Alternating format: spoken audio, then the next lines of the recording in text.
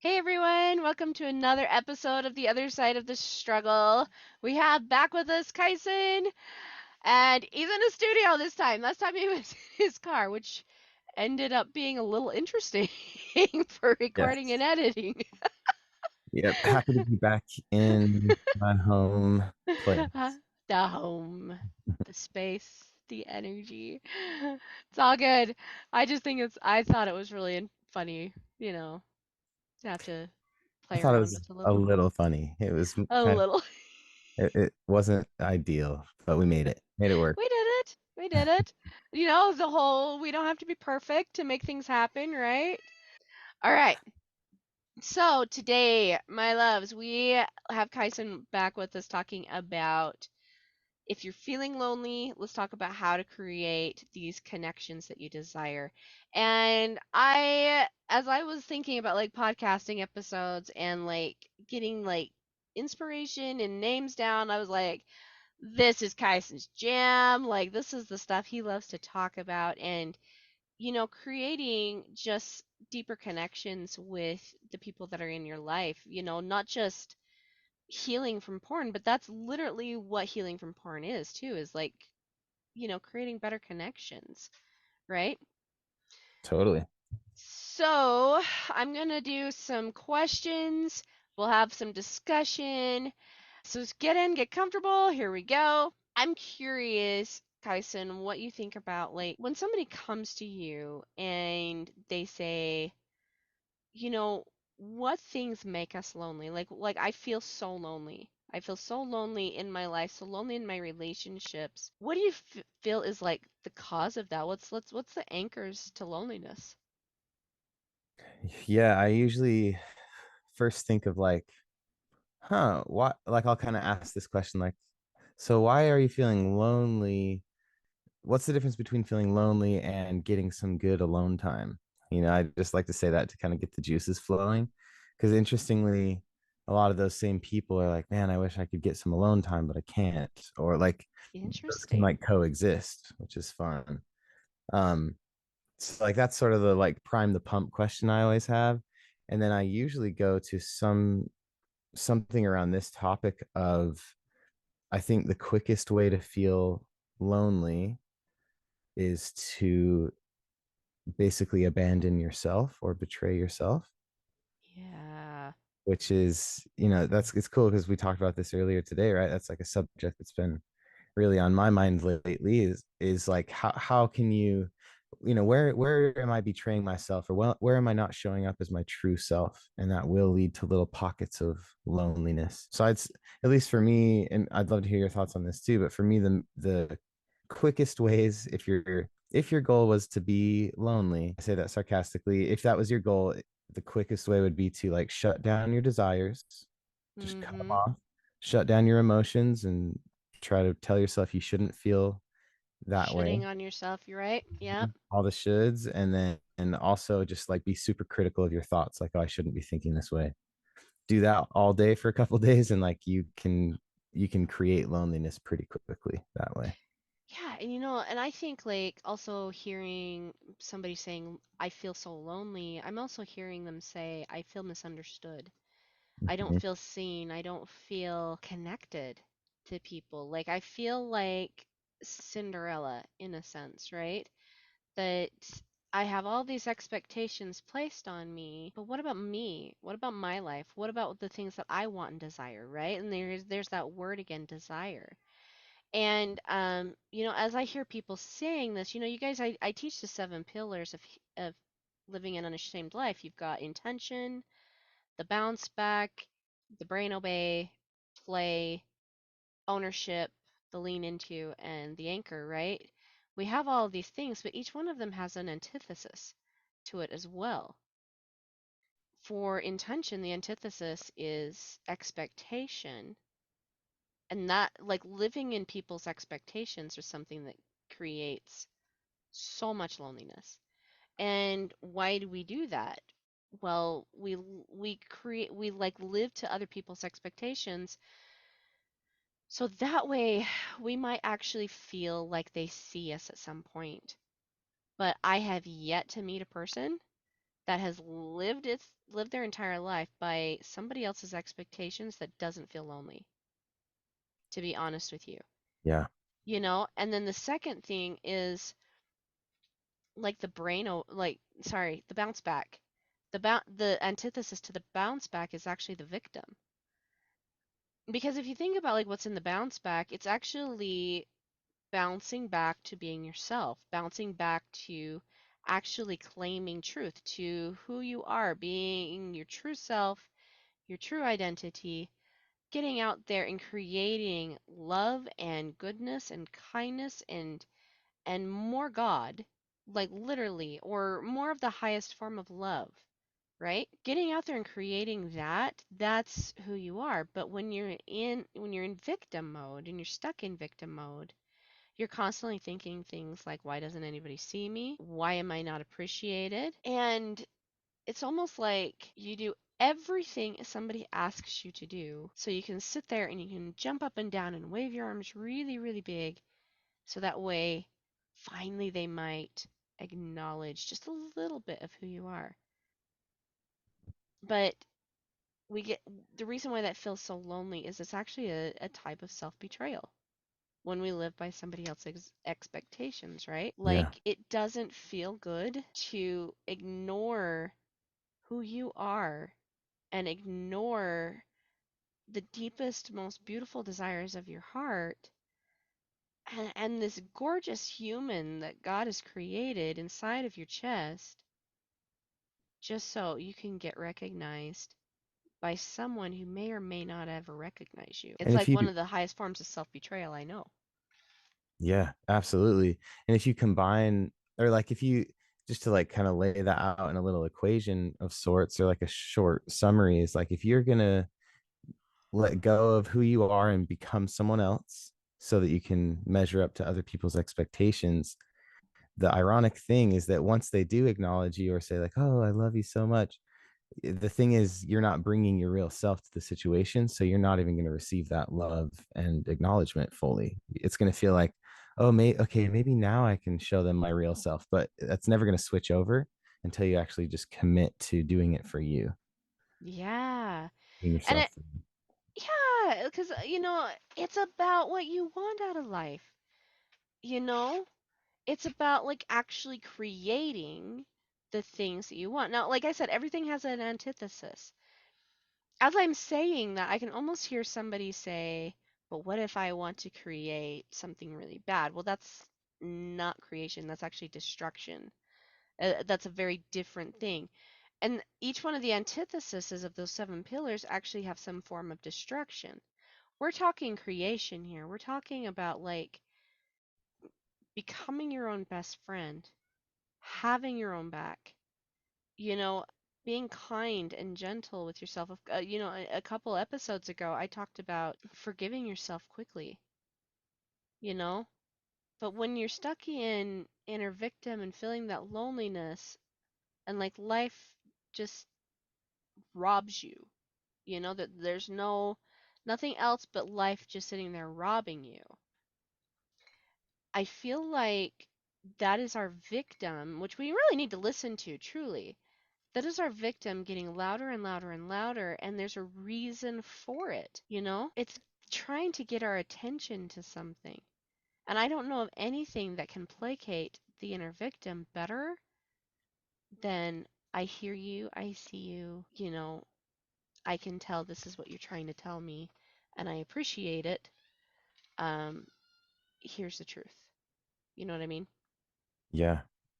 Yeah, I like that. One of the coolest, I had this thought earlier, one of the coolest ways to start stepping into creative mode is just to observe, like you're saying, observe that inner victim. I think it's really cool. You brought up like the questions like, oh, why is nobody seeing me? Why am I so lonely? Why can't I get what I want? And what's interesting is like those are all technically questions. That's a question phrase, but it can be like a really easy small baby step towards creation is to actually take those and change the energy and do the actual question like, oh, why am I feeling lonely? Like it's totally different all of a sudden. Like Mm-hmm. why are people not seeing me? Maybe there's something I'm doing to block them, or it starts this process of like thinking differently. It I think is. that's a cool step. It is. And that's actually one of the pillars too is ownership, right? And the antithesis of ownership is blame.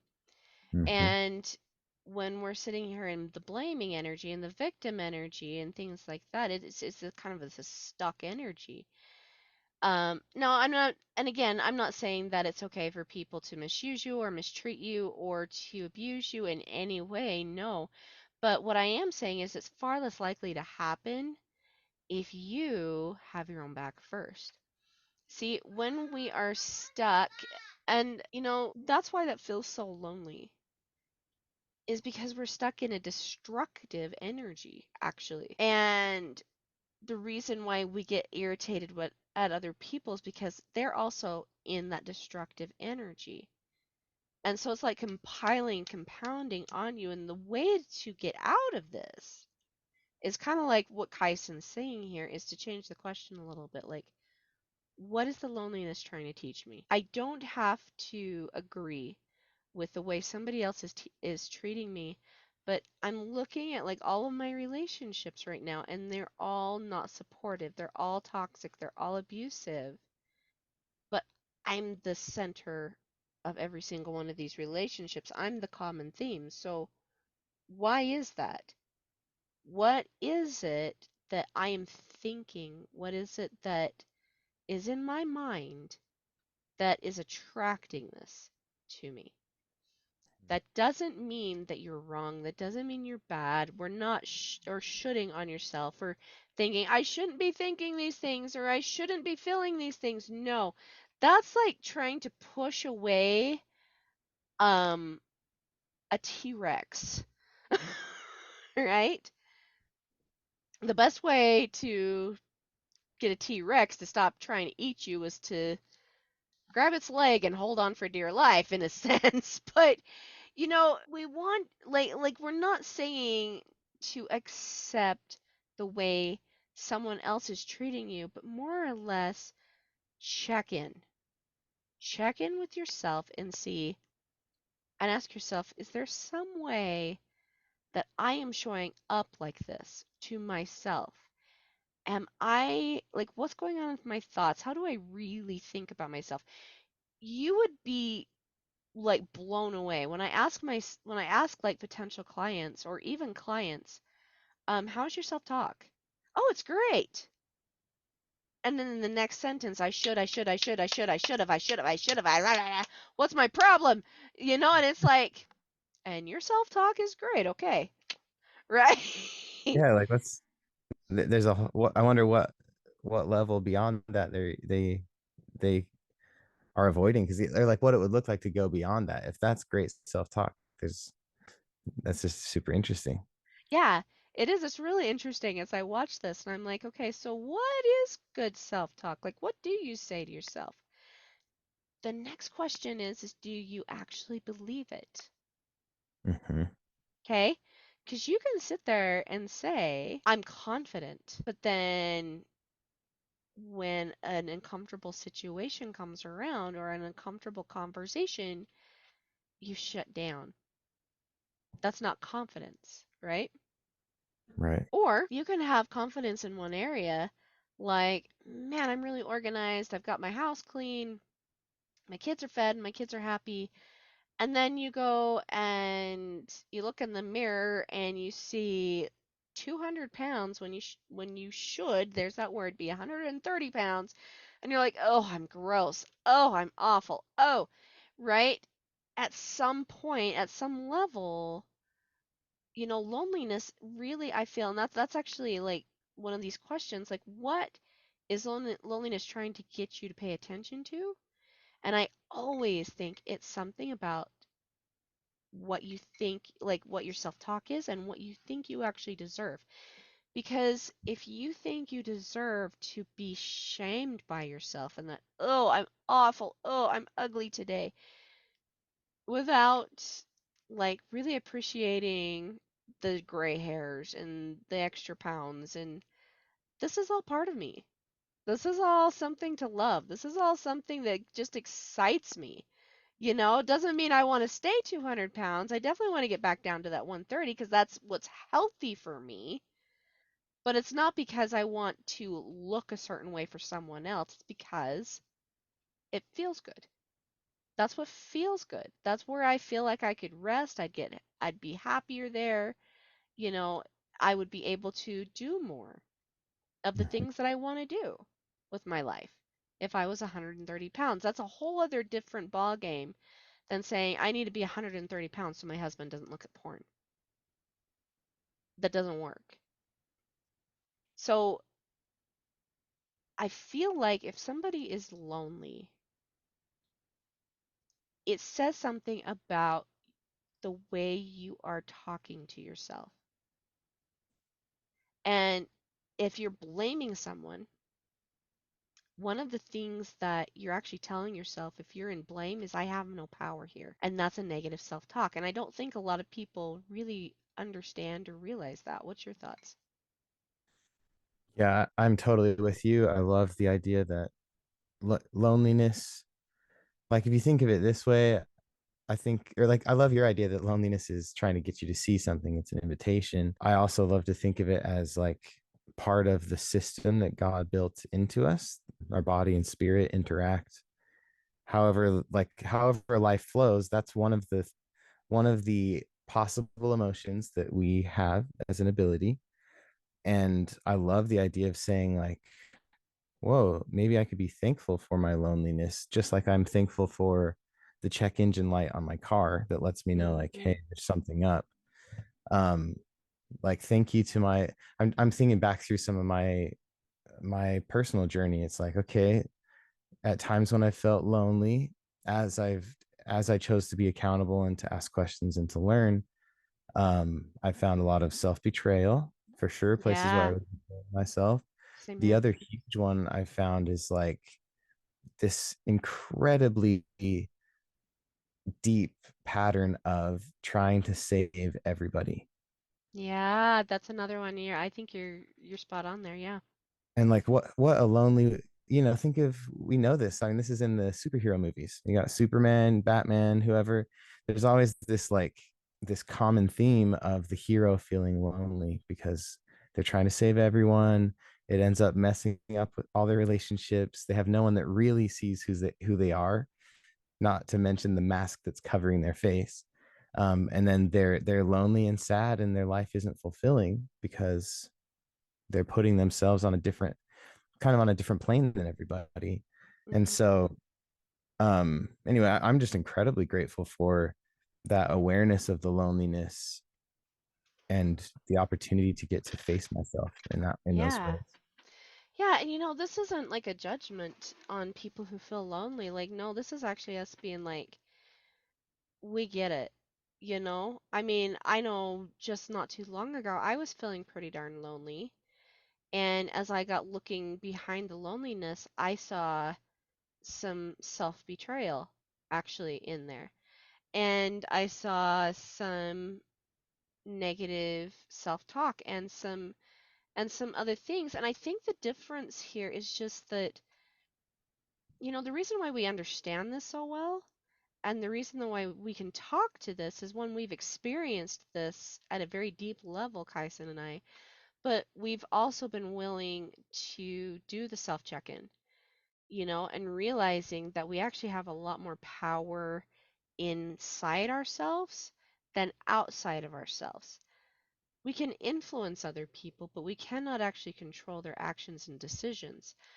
However, this person, ourself, we can totally control our actions and decisions.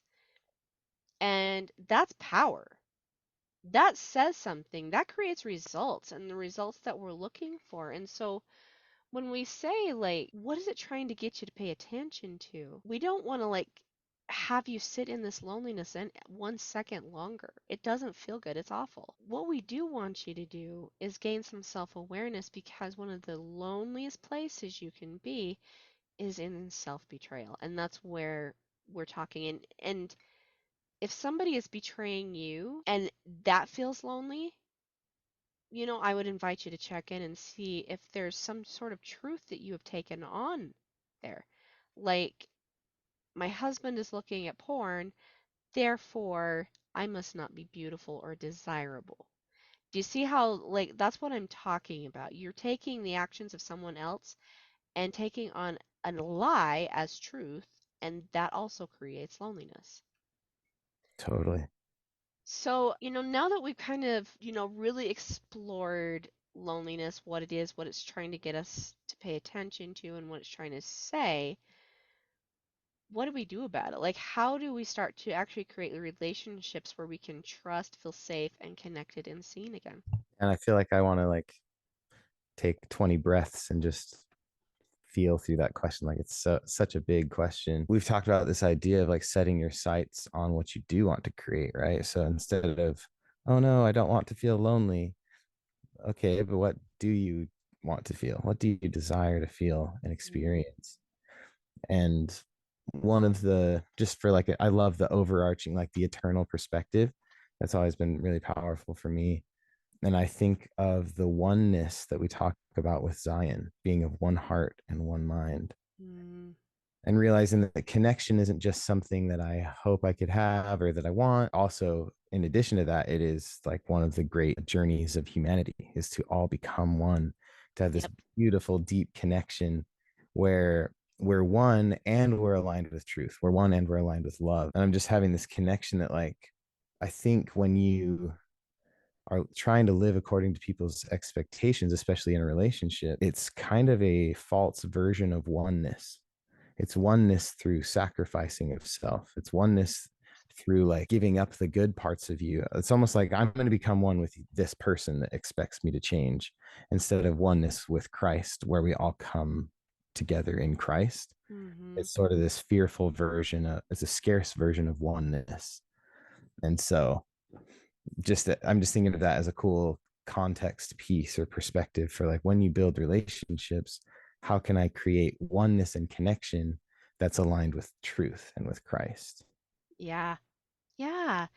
Well, and the other thing I was gonna say too is like I loved how at the beginning of this you were saying, what do you want? And so you might say connected. I want to feel safe. I want to feel trustworthy. I want to feel seen. Like these are all things that, I've had women say to me, and I'm pretty sure you said that you've heard men say these things too, Mhm. right? Because, what's underneath pornography, it's some sort of betrayal trauma, to be honest with you, Yeah. right? But what does connected mean to you? What does trust mean to you? What does feeling safe? What does feeling seen look like? What does feeling appreciated look like? Like, write these things down and ask yourself these questions like, what does this actually feel like? What does it look like? What does that mean to me?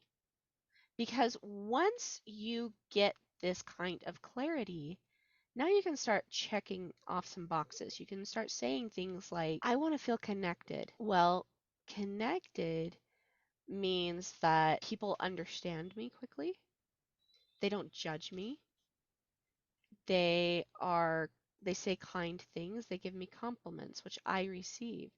You can look into this connected thing to me connected means listening, right? Like, I've got somebody that listens to me, that helps me work through like the stuff that comes up in life. But they don't do it with judgment. Like they do it without judgment. They do it with kindness, love, patience, but they also do it with a little bit of a kick butt attitude because sometimes I just want to stay stuck in my victim mentality, and they're like, "Okay, Aaron, come on. Let's get with the program.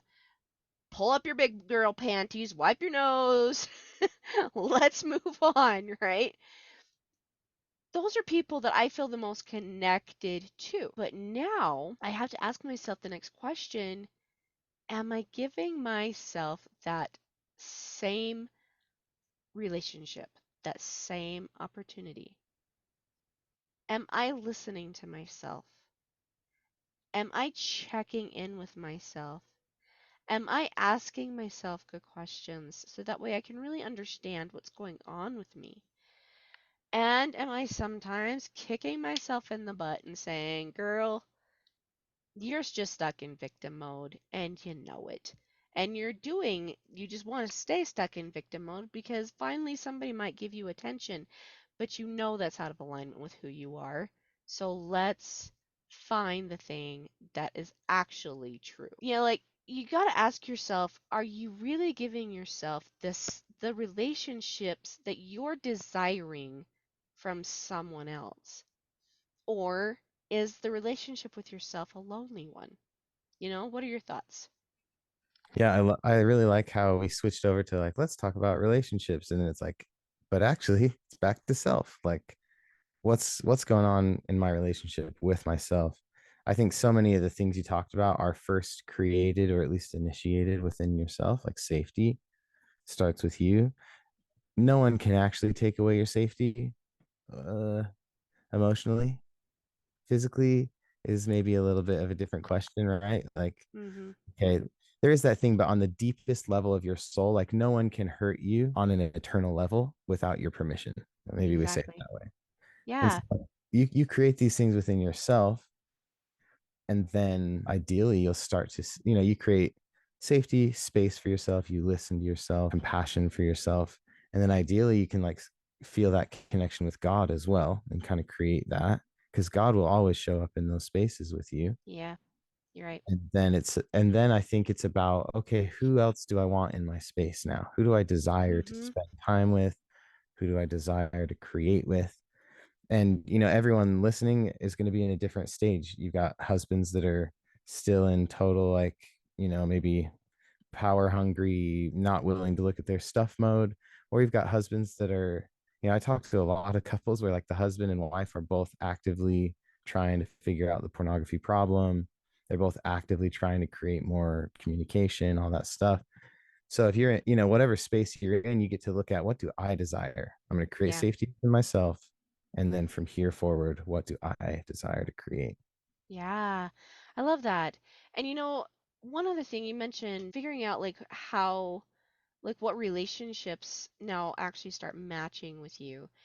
And to me, totally heard like boundaries because another thing with loneliness, another reason why that can show up is because we haven't set really good boundaries in place. And I think about like some of my past clients and stuff and how terrified they were to set boundaries or how they might not have known how to set boundaries and stuff. Well, the best way to learn how to set boundaries is again coming back in and checking with yourself and finding out how you are out of line with being your own best friend.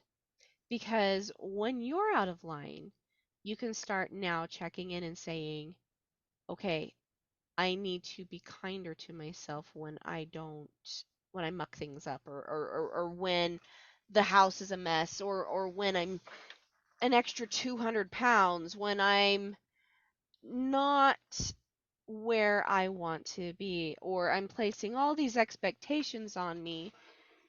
I'm going to stop putting expectations on me. I'm going to live in intention, right? I mean, I talked about that boundary a while ago too in one of the episodes. Once you have boundaries with yourself, then you can actually start to recognize the boundaries that you want to create with other people. You know, saying things like, you know, that is your expectation, but that does not work for me. So one thing that I hear women come to me all the time is my husband, I just barely had a baby like 2 weeks ago, and my husband is pressuring me for sex. Or I 2 weeks, it, huh? That's yeah, I actually hear that a lot. You'd be surprised. Like it's like next day or the day of sometimes, and she's like, "Dude, get off of me," right? I feel like most And doctors now are like, you gotta wait 6 weeks, but yeah, that's so let's interesting. give it the 6 weeks. You have a giant wound inside of yourself. Let's give it some 6 weeks to heal, right? Yeah. And even then, sometimes it just is not vibing, right? But the expectation of sex, that is one that is a big boundary killer. But Hmm. yet women feel like they have to give that in order so husband doesn't go look at porn, but then he turns around and goes and looks at porn. Or I've had women say, we just barely had sex, and he turned over, got on his phone, started looking at porn. And it's like, yeah, that's a bit of a slap in the face. But here's the deal. If you're trying to live by somebody else's expectation, you do not have a boundary in place there. That is where you need a boundary. And it's okay to say, I can tell and I appreciate that you find me sexy and that you would like to do this, but I am not feeling it. Yeah. It is okay to turn that down. And even though he may go look at porn, he may blame you, he may XYZ, like you can fill in the sentence here with whatever you feel like your husband's could or could may or may not do. Living by someone else's expectations and even putting expectations on yourself is not okay. Now, I can almost hear somebody say, but what about expecting your husband to be fidelity? I'm honest Faith. and what chaste? What is it like true to you, right? Yeah, faithful. Faithful. Yeah. You can expect that, right? And you know what? I've got to say, it's still more powerful to live in intention. Hmm. Because intention is where you look at yourself and you're like, this is the way I am going to live. This is the way I choose to live. And anything that does not align with that, I get to now choose what I'm going to do with it. So if your husband is out sleeping with prostitutes, if you're living in intention, you can say, mm, that doesn't work for me. So it looks like he is not sleeping in my bed. And it might look like a divorce, honestly. Now, that's not something I want to encourage anybody to do, but you've also got to take a look at your physical safety. Somebody that's sleeping around with prostitutes is not a physically safe person, right? They're just not. Living in intention means you get to make decisions and you feel peaceful about those decisions, which is far more powerful than expecting your husband to be honest and chaste with you. Should he be that way? Absolutely. Absolutely. But expecting him to be that way, I feel like causes you to be in a state of hypervigilance. And from that hypervigilance, a great deal of loneliness because now you're feeling like you're having to build the entire, like pull the entire burden on yourself. You know what I Yeah. mean?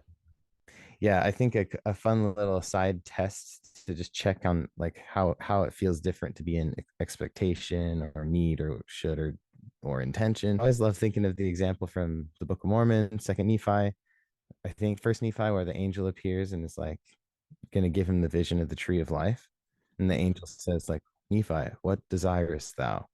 Just for fun, like imagine that angel appeared and it's like, Nephi, what do you expect from me? Like you just feel the different, or like, Nephi, what do you need? Nephi, what should I do? And it's like, Yes, it's just not nearly as powerful as showing up with like, hello, what do you desire? It's so powerful to choose into desire. desire. And and that's for those of you that aren't Latter-day Saints, like Kyson and I are, that's also splattered all over in the Bible and the New Testament too, this idea of what is it that you desire. Mhm.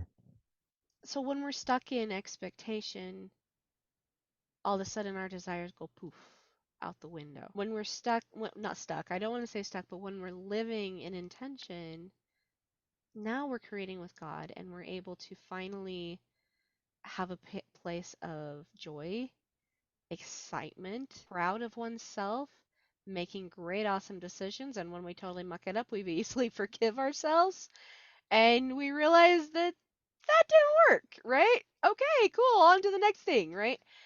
And we tend to really come into ourselves in intention. which is fabulous, which is such a beautiful place to be. So, to wrap things up here, Kyson, what do you see with your clients? Like, we've kind of talked a little bit about like the women and like the expectations. Like, what kind of expectations do you feel like you help your clients through, and like what are some of the ahas that come to their minds? Mm. Yeah, that's a great question. I'm thinking of like I'm bridging like expectations and loneliness, kind of that whole thought altogether. Like, I think a lot of times there's this I'm thinking like when someone's using pornography, there's usually, especially this would be like maybe pre-marriage, the attitude or the fear is like, I'm afraid of even getting close to someone. I'm afraid I can't create that. I'm afraid that if someone sees the whole me, they will reject me. So it's going to be easier to just look at pornography and feel the gimmick version, or the feel that sensation of closeness for a short time. And then I think during, like, if you are married already, a lot of times there is still a lack of connection and closeness. Loneliness is a Yeah. huge motivator for pornography, where like it's crazy that it's this simple, but a lot of times it's like I'm afraid to have a conversation with my wife about my emotions. Like, I'm afraid that I can't be myself in my emotions or my thoughts, or I can't like share what's actually in my heart. And that the fear of that conversation turns to loneliness, turns to disconnectedness, turns to crippling. Like, oh, I can't do anything. I'm just gonna escape it, and then boom, you turn to pornography. So I think it totally ties in there, like the loneliness factor, and then I guess to talk to expectation for a second. I think it's like we already talked about expectations around sex, but like that's the big one I'm thinking of, is there's kind of this perpetuated lie that men have sexual needs, right? We have more needs Mm-hmm. than women, or sexual needs in the first place. I honestly think that's a totally made up thing. I agree. To have sexual needs, firstly, we know it's more powerful to own it as a desire. Like, what wife is wanting to hear, like, hey, I really need sex tonight? You know what I mean? Like, I can't No. control myself and I am feeling lonely and sad and depressed and I don't know how to deal with it. I need sex. Comparing that with like, I would love to create an experience with you. I like think how talk about like true romance, the desire of like, I would Yeah. love to just like be close to you. I would love to share. I want to like tell you how I'm really feeling, or let's like let's just be close tonight. You know what I mean? That's so different than I have a need that I can't figure out how to meet. I expect you to fix Yeah, that for me. I have a scratch that I can't itch, right? It's a whole other thing. And Yeah. and even women, I feel like have sometimes they're the higher desire partner, and they get a little bit that way, and husband's like, "Oh my gosh, woman, cool your jets," right? And I agree with you completely there. Like, nobody wants to feel like they are responsible for someone else's happiness Mm. and someone else's behavior and someone else's choices. That's not a good place to be in. And so when we decide that we desire to be responsible for ourselves and our own lives, like the lie is that is lonely, and it's easy to believe that. But the truth of the matter is that is like the least lonely place in the entire world, because now you don't feel disconnected from yourself. You don't feel disconnected from the Lord. You don't feel disconnected from your spouse. And you guys, like Kyson and I have been working together for almost a year now. Oh my gosh. Like, oh my gosh, almost a year. Okay. That realization just barely hit me. Yeah, I honestly had no good guess. Like Yeah, 2, it's 4 it's years, it's 1 year. it's a year. It's a year. We met each other in June. And the thing is, you know, w- we have seen each other like have some low moments, have some lonely moments. We've worked with each other through those low moments and brought each other back up. The thing is when you're dedicated to yourself and your desires and living for the truth that lives inside of you, to make you feel like a fantastic human, to get you your confidence back, that is not a lonely place at all. That is, in truth, probably the most connected place I've ever been. And that's one of the reasons why I feel like I have so much energy all the time. There are still times where things royally suck for me. And you know this, Kyson. Like, you probably know a lot about what happens in the walls of my home, right? But I do genuinely feel like I have a support system. I've got you, I've got Kushla, I've got Daniel, I've got all of these guest speakers that come onto my podcast are part of my support system. I've had people where I've asked, I was like, hey, you want to come on and be a guest? I feel like you've got a fantastic message, and they never get back to me. And I just know, okay, cool. Those people are not part of my support system. And this is how we know is when we support ourselves first and we realize that that is actually the most connected we can possibly be. We start to find people in our sphere or teach people who are in our sphere how connectedness truly looks. And we can find people that are going to support more and more and more. You know what I mean? Yeah. Yeah. I really like what you're saying. I love the simplicity of like, I like that we started with the questions. We've kind of talked through a bunch of the branches of loneliness and then the simple version of what you're saying. It's not like kind of synthesizing what you just said. If you are feeling lonely, then take some accountability for what you're feeling, start to observe, and then just ask yourself, what do I desire? And like start to practice creating. And I love how, there's that's the simple version, just like, okay, take accountability, start creating. And then what's cool is the more complex, exciting stuff like that will start to drip into the other parts of your life, right? It's going to change the way you show up in your relationships. It's going to change, everything from your business, your sex life, your money life, your, church life, whatever it is, will be changed as you start showing up for you. And it's weird that that's counterintuitive. Um, I think we sometimes culturally think you're supposed to not do that for some reason, but this feels like a cool, this is like a cool kind of a wake up call or accountability moment for me too, to just be like, okay, I'm committing to show up for me, and then also to show up for other people where it feels like a win. Yeah, love it. I love it. I love it. All right, Kyson. Well, I think that was a great episode. Like a lot of good nuggets unfolded there. Listeners, I totally would invite you to go check out Kyson's podcast, the Kyson Kidd Podcast, where he talks a lot about this kind of stuff too. And give a shout out to like somebody that could use it. Like, hey, here's a podcast for you. Go check it out. Totally, yeah. Right? It's the Kyson Kidd podcast, so easy to remember, easy-ish. Yeah, easy-ish, easiest.